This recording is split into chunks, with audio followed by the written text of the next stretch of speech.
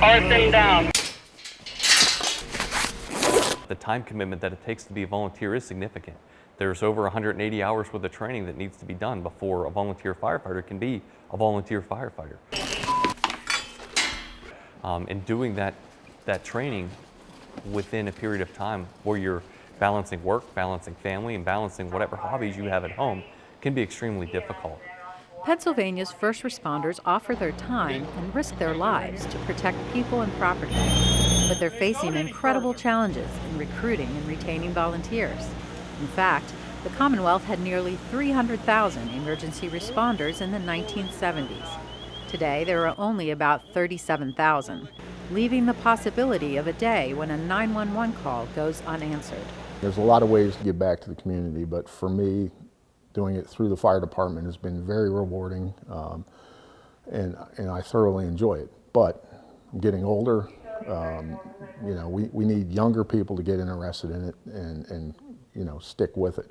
A commission was created to study the problem and recommend solutions. When we finished up our SR6 commission work, a lot of the firefighters and first responders said to me, don't let this report be written and then put on a shelf somewhere with no action taken on it. And I made a commitment to them that we were going to get as many of these recommendations passed into law as possible. Over the past 2 weeks, the House made good on its promise to help our fire and EMS personnel by passing more than a dozen bills.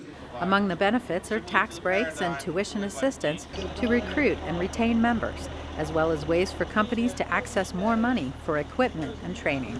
So these bills that we're working on, that we're passing in the Commonwealth of Pennsylvania and the House of Representatives, are very, very important, giving some extra consideration to our emergency responders for the real estate transfer tax, things like that. This is the least we can do to recognize the contributions of these men and women to public health and safety in the Commonwealth of Pennsylvania. It's completely flattering to be recognized by so many pieces of legislation through the House, and knowing that, hey, people are going to start looking out for us and have a vested interest in making sure that we succeed.